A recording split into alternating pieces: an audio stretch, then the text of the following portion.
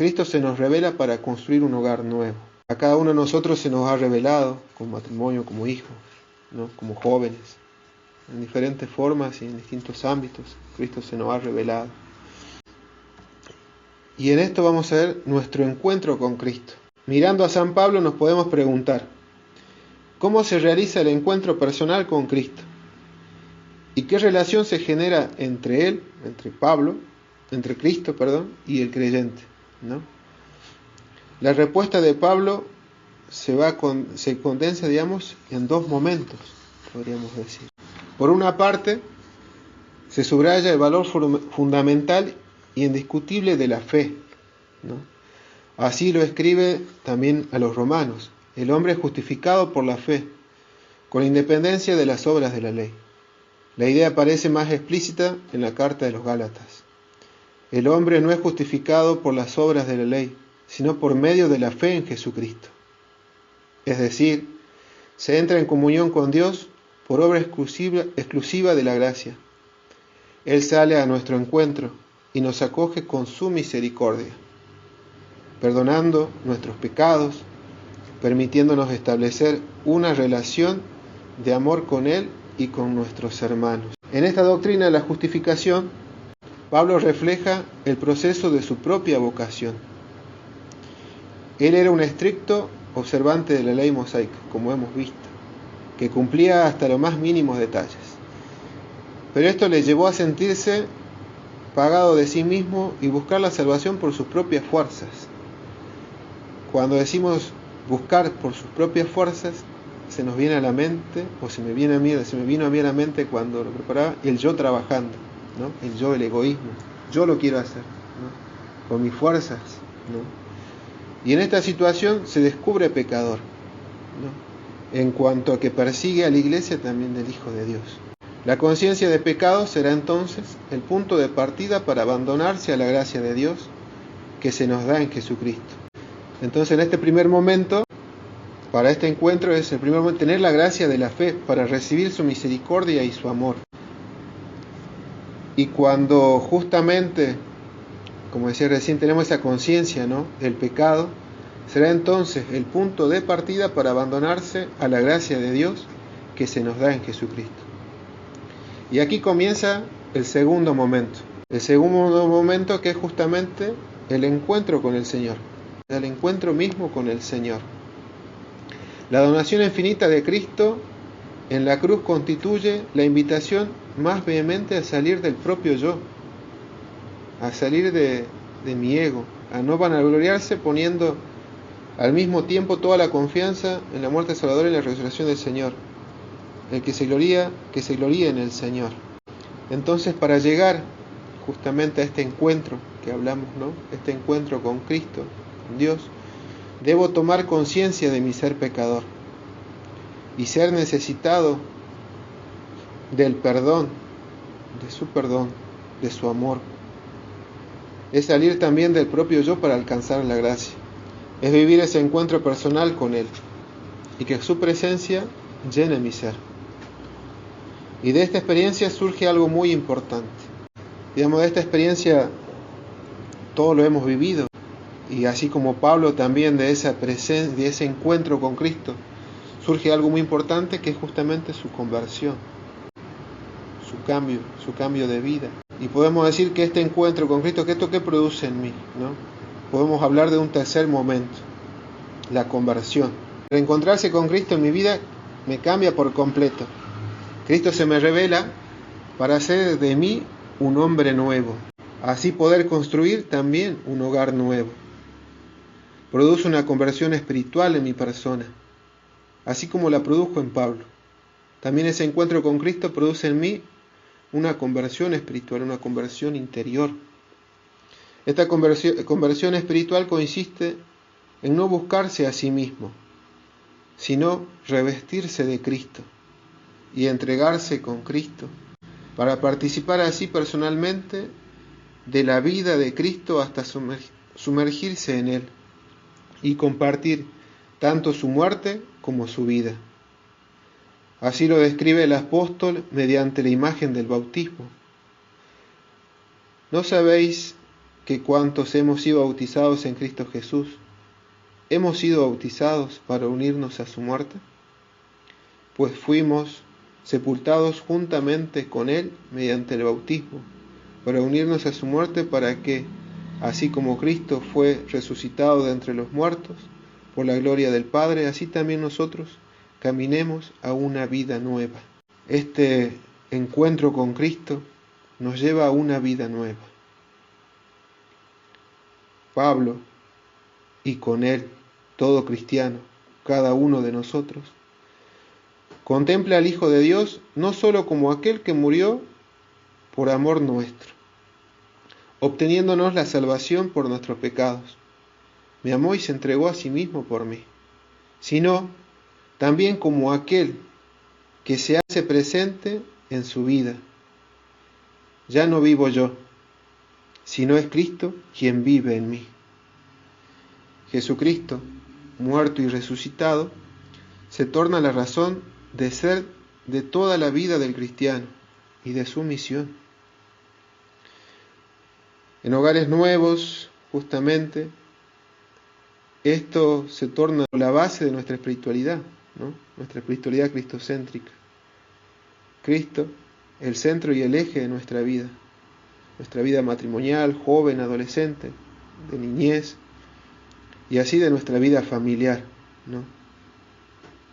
Cada uno, cada integrante, cada cristiano, el poder decir como Pablo, ya no vivo yo, sino Cristo es quien vive en mí. Ser otro Cristo nos debe motivar, conduce a algo también, la misión que nace de esa revelación, la misión que nace de ese encuentro. Porque digamos, yo no puedo guardarme todo lo que he recibido, ¿no?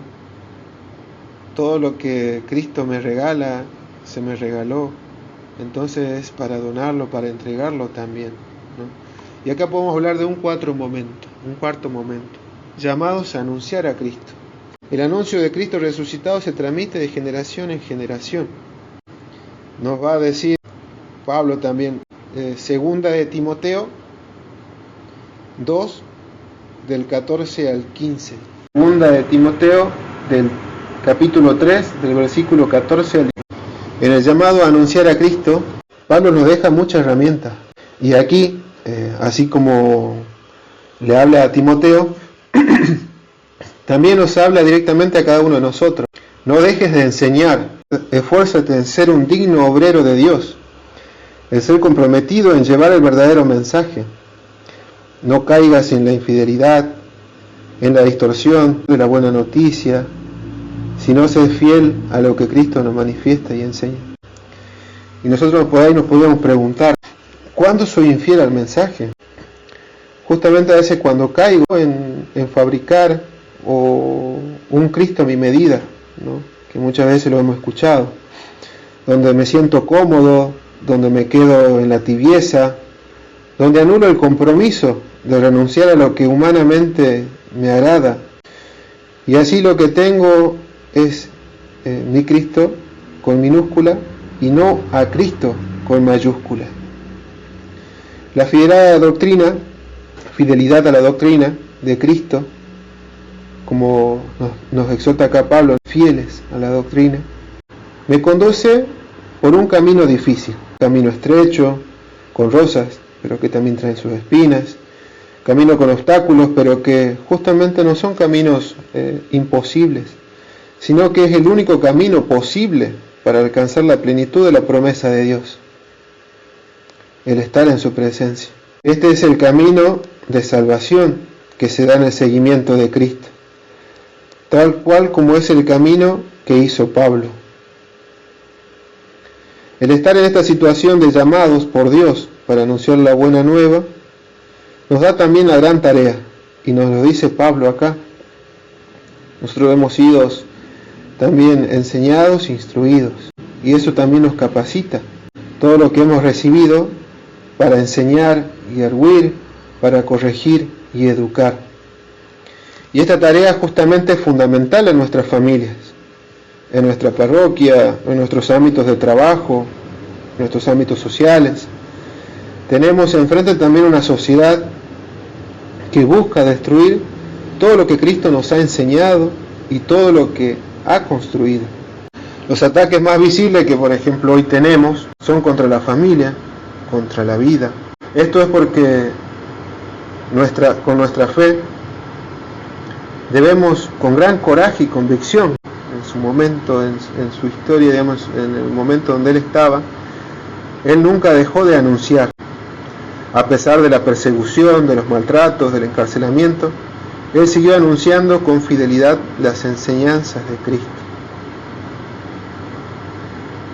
Y justamente a eso también nos llama a nosotros. A todos nosotros, en el momento de salir a anunciar, y también al momento, ¿no?, de sentir esta misión, surgieron diferentes miedos. Surge el miedo de no sentirse capaces, el decir, yo no estoy hecho para esto, yo no me siento digno. Pero Pablo nos da una clave que es de Primera de Tesalonicenses, capítulo 1, del 4, versículo 4 al 10.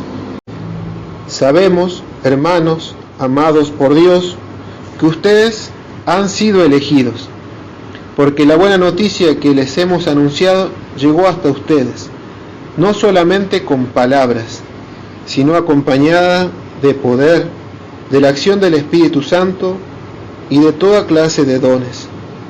Ya saben cómo procedimos cuando estuvimos allí al servicio de ustedes, y ustedes a su vez imitaron nuestro ejemplo y del Señor, recibiendo la palabra en medio de muchas dificultades, con la alegría que da el Espíritu Santo.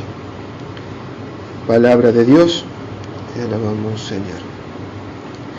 Justamente acá Pablo nos dice, el Espíritu Santo revela la verdad, compartiendo sus dones, su alegría, y haciendo crecer en medio de la dificultad. Nos acompaña, nos fortalece y nos da justamente los dones necesarios para poder anunciar, así como a Pablo le regaló los dones de poder evangelizar, de poder caminar, llevar a tantos pueblos el anuncio de Cristo.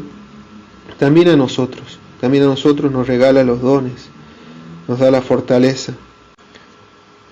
Si nosotros diríamos en el ejemplo de Pablo, cuando se lo revela, Cristo busca a Pablo y podríamos decir que él no estaba capacitado para anunciar a Cristo, más aún, digamos, era el perseguidor, y seguir ahí viendo cómo el Señor lo capacita para ser ese anunciador de la buena nueva a todos los pueblos.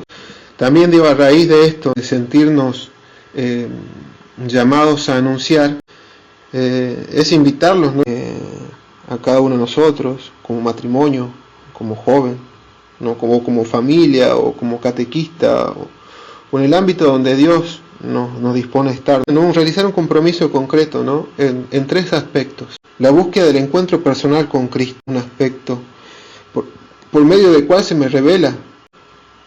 La revelación, digamos, es Cristo que viene a mi encuentro. Buscar esos momentos de encuentro personal con Cristo, donde Él se me manifieste y donde yo también me pueda, digamos, encontrar con Él, donde Él se pueda acercar a mí, ¿no? Segundo, la búsqueda de momentos donde, ¿no?, esta revelación, este encuentro que he vivido, yo lo pueda asimilar para la construcción de mi vida interior.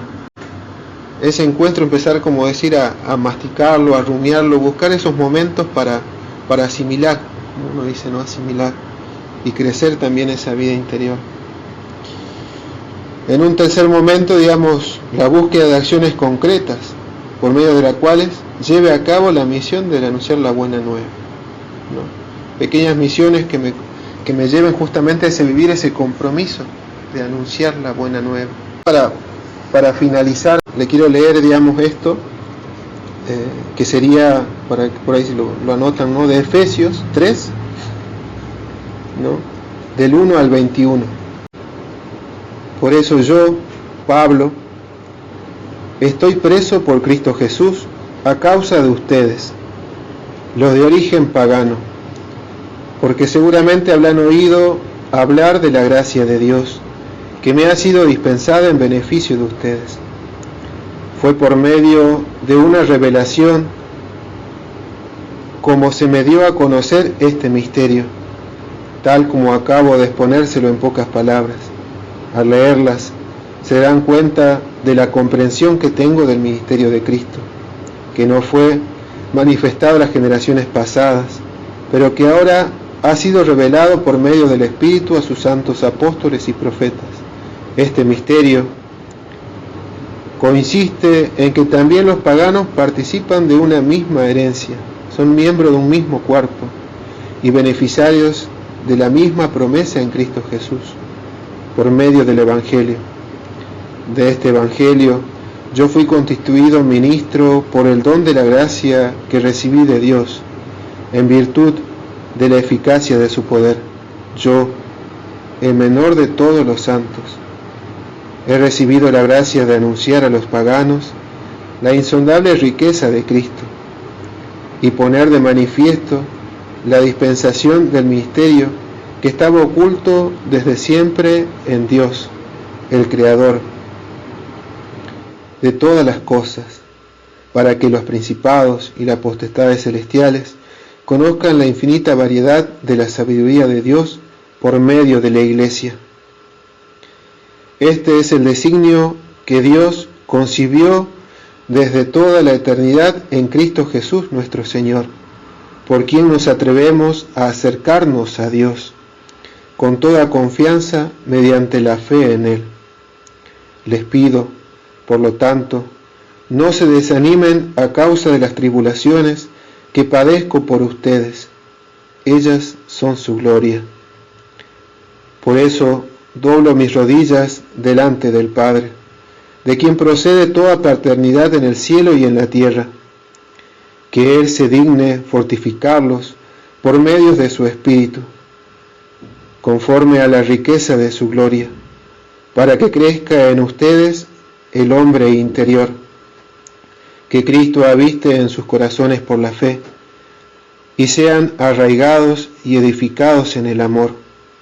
Así podrán comprender con todos los santos cuál es la anchura y la longitud, la altura y la profundidad.